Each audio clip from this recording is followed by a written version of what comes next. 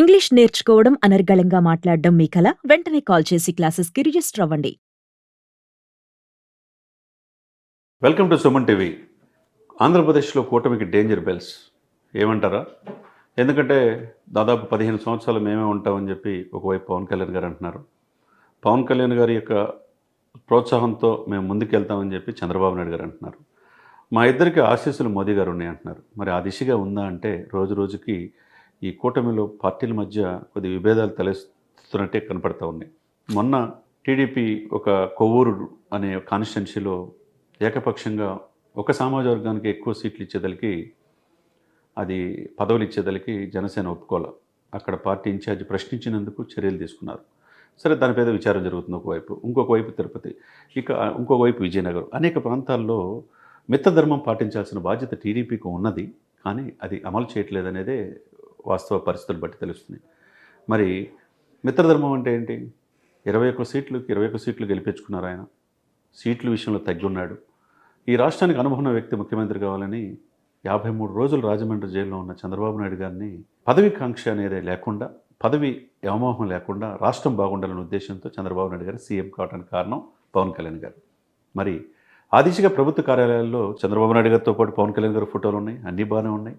సంవత్సర పాలన ఓకే, 60-70% మార్కులు ఉన్నాయి. ఇంకో 2-3 సూపర్ 6లో ఇప్పుడిప్పుడు అమలు చేస్తూ ఉన్నారు. ఈ సిచ్యువేషన్స్లో గన్నవరం కాన్స్టిట్యున్సీలో ఏదైతే ఉన్నదో అక్కడ 2 మాసాల క్రితమే అంటే పదవులు, నామినేటెడ్ పదవులు ఏదో కనీసం 10-12% అయినా జనసేనకి ఇవ్వాలి సీట్ల ప్రకారం. మరి ఇచ్చినప్పుడు ఆ మార్కెట్ యార్డ్ చైర్మన్ని నియమించినప్పుడు, జనసేనకి ఇచ్చినప్పుడు మళ్ళీ 2 మంత్స్ తర్వాత తీసేసి ఇంకో జీవో తీసుకొచ్చి అక్కడున్న ఎమ్మెల్యే యార్లగడ్డ టీడీపీకి ఇచ్చుకోవటం ఎంతవరకు సమంజసం అని అందరూ ప్రశ్నిస్తున్నారు. మరి ఈ లుకలుకలు ఈ విధంగా ఇక్కడ ఆగుతుందా? మళ్ళీ ఇది మొత్తం రాష్ట్ర వ్యాప్తంగా విస్తరిస్తుందంటే మరి నాయకుడు చూసుకోవాల్సిన నాయకులు సమర్థవంతంగా. మొన్న కూడా పవన్ కళ్యాణ్ గారు ఒక మాట అన్నారు, ఇక్కడ మిస్ఫైర్ కాకుండా చూసుకోండి. అటు జగన్మోహన్ రెడ్డి గారు నా ఆషామాషికి కాదు, నేను ఈ టీం లీడ్ చేసి అధికారంలో తీసుకొచ్చిందని చెప్పి స్వయంగానే చెప్పాడు. మరి మిస్ఫైర్ కాకుండా ఉండాలంటే ఏంటి? ఇచ్చిపుచ్చుకోవాలా. అటు బీజేపీని, జనసేన చూసుకోవాలా. వాళ్ళు ఇచ్చిన పదవులకి గౌరవించాలా.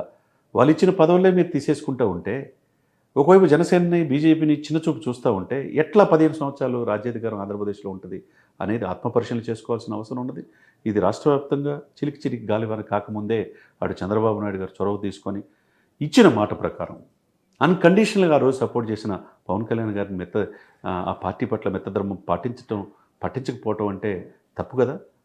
మరి ఇప్పుడు జగన్మోహన్ రెడ్డి గారిని అంత బలహీనుడిగా ఉన్నా అంటే లేదు, ఆయన కూడా లైన్లోనే ఉన్నాడు. 40% ఓటు బ్యాంక్ ఉంది.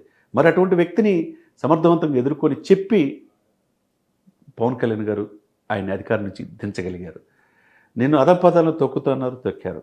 మరి ఇప్పుడు సంక్షేమాన్ని, అభివృద్ధిని మధ్యతలికి 151 నుంచి 11 సీట్లు పరిమితం చేశారు. 124 ఎమ్మెల్యేలు గెలిచారు. ఇక్కడ ఎంపీలు కూడా వచ్చినాయి. కేంద్రంలో మోదీ గారు నాయకత్వం ప్రధానమంత్రి అవడానికి కూడా కారణమైంది ఇటు చంద్రబాబు నాయుడు గారు, పవన్ కళ్యాణ్. మరి ఒకవైపు వీకెండ్ పలుకుల్లో ఆర్కే గారు స్ట్రైట్గానే ఇది P4 అనే పథకం ఇవన్నీ కూడా వాస్తవానికి దూరంగా ఉన్నాయి, చంద్రబాబు నాయుడు గారు తప్పు చేస్తున్నారని బాహాటంగానే వీకెండ్ కామెంట్స్లో ఆంధ్రజ్యోతిలో, ఏబిఎన్లో మనం చూసాం. అంటే స్వపక్షలు విపక్షలాగా వేరే విధేయుడు ఆర్కే రాధాకృష్ణ గారు ఆంధ్రజ్యోతి అని చెప్పి అందరం కూడా సమయంలో ఆ పేపర్లో డైరెక్ట్గా కూడా కామెంట్ చేశారు. ఒకవైపు అది జరుగుతుంటే ఒకవైపు జనసేనను కూడా కాపాడుకోలేకపోతే, జనసేనకి ఇచ్చిన పదవులే టీడీపీ తీసుకుంటూ ఉంటే మరి ఏ విధంగా మనం న్యాయం జరుగుతుంది? మరి అటు జగన్మోహన్ రెడ్డి గారికి అవకాశం ఇచ్చినట్టు కాదా? జగన్మోహన్ రెడ్డి గారు ఏమీ చూస్తూ ఊరుకుంటలేదు కదా. ఆయన ప్రజల కోసం ఆయన వంతు ఆయన ప్రయత్నం చేస్తూ ఉన్నాడు. మీరు మిత్రధర్మం పాటించకపోతే మీలో లుకలుకలో ఇది ఒక్క చోట స్టార్ట్ అయింది కాదు. కొవ్వూరు కావచ్చు, లేకపోతే రాయలసీమలో ఇంకో ప్రాంతం కావచ్చు. పవన్ కళ్యాణ్ గారు ఏమైనా కులాలు కలిపే సిద్ధాంతాలు సక్సెస్ అయ్యాడు. యాశించే స్థాయి నుంచి శాసించే స్థాయికి రమ్మన్నాడు. పెద్దన్న పాత్ర పోషించమన్నారు. ఆ విధంగా ఆయన మాట కాదనకుండా అన్కండిషనల్గా ఈ కూటమికి సపోర్ట్ చేయబట్టి 124 సీట్లు వచ్చినాయి. ఒకవైపు ఏమో ఆర్కే పలుకుల్లో కూడా అన్నీ బాగానే ఉన్నాయి, కానీ జగన్మోహన్ రెడ్డి గారి నిర్వాహకం వల్లే చంద్రబాబు నాయుడు గారు అధికారం వచ్చారంటున్నారు. కానీ అక్కడ పవన్ కళ్యాణ్ గారి వల్ల అధికారంలో వచ్చారన్నమాట ఆయన లేకపోతున్నాడు. అది దేశ ప్రధాని మోదీనే ఇతను పవన్ గారు తుఫాన్ అన్నాడు. మరి అటువంటి పవన్ కళ్యాణ్ గారిని, పవన్ కళ్యాణ్ జనసేన పార్టీ కోసం దశాబ్దం పైనే ఉన్న కార్యకర్తలకి ఇచ్చిన పదవులనే తీసేసుకుంటే ఇదెక్కడ మిత్రధర్మం? ఒకవైపు టీటీడీలో కూడా ప్రాధాన్యత లేదంటున్నారు. మెయిన్ కార్పొరేషన్ పదవుల్లో కూడా జనసేనకి ఇవ్వట్లేదంటున్నారు. మరి ఎన్ని ఇవ్వకుండా అన్ని టీడీపీ తీసుకుంటే ఇటు బీజేపీని జనసేన పక్కన పెడితే మరి మిత్రధర్మం అంటారా అనేది చాలామంది ప్రశ్నిస్తున్న మాట. మరి ఇది ఎక్కువగా జరగకముందే సరిదిద్దుకోవాల్సిన బాధ్యత చంద్రబాబు నాయుడు గారికి ఉంటుంది. మరి ఎందుకంటే 4 దశాబ్దాల అనుభవం, మరి దీని అనుభవాన్ని మరి ఏ విధంగా ఎందుకంటే ఒక పవన్ కళ్యాణ్ గారేమో 15 సంవత్సరాలు చంద్రబాబు నాయుడు గారే సీఎంగా ఉండాలా అని చెప్పి ఆయన ఉంటున్నాడు. ఆయన పదవికాంక్ష లేదు, ఆయనకి ఇచ్చిన పదవులను అన్నీ తీసుకొస్తున్నాడు. దేశవ్యాప్తంగా రాజకీయాల్లో ఆయన క్రియాశీలకంగా ఉన్నారు. అటువంటి పవన్ కళ్యాణ్ గారితో ఆ పార్టీ జనసేన కేడర్తో ఏ విధంగా ఉండాలా? మా వెనక జనసేన కాదు, నాతో పవన్, నాతో జనసేన అని చెప్పి చంద్రబాబు నాయుడు గారు అన్న మాటకి ఇప్పుడు విలువ ఉందా అంటే అది కనపట్ల. మరి ఇవన్నీ కూడా ప్యాచప్ వర్క్ చేసుకోవాలా?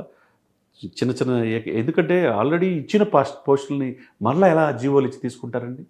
మరి జనసేన అంటే అంత చిన్న చూప? మరి ఈ విధంగా ఉంటే జనసేన క్యాడరు, ఆయన నమ్మి ఓటేసిన వాళ్ళు రేపు మరలా ఈ కూటమికి ఓటేస్తారని గ్యారంటీ ఏంటి అనేది చాలామంది ప్రశ్నిస్తారన్నమాట. కాబట్టి జరిగిన తప్పుల్ని సవరించుకొని ఎక్కడికక్కడ హైరార్కీ, మేమే బాస్ అనేది కాదు. జనసేన అనేది పవన్ కళ్యాణ్ అనే వ్యక్తి లేకపోతే ఈరోజు రాజకీయాల్లో ఆ 124 కూటమికి వచ్చే అవకాశమే లేదు. అది గుర్తుంచుకొని, గుర్తెరిగి, అంటే ఇవన్నీ చంద్రబాబు నాయుడు గారికి తెలియని కాదు, ఇవన్నీ కూడా తెలుసుకొని ఈ కూటమి ముందుకెళ్తే వాళ్ళు కన్న కలలు 15 సంవత్సరాల కూటమి ఉంటుంది. లేకపోతే చాలా ఇబ్బంది పరిస్థితులు ఎదుర్కొనే అవకాశం ఉందనేది అందరి నోటమాట. సుమన్ టీవీలో మీ పర్సనల్ అండ్ బిజినెస్ ప్రమోషన్స్ కోసం కింది నెంబర్కి కాంటాక్ట్ చేయండి.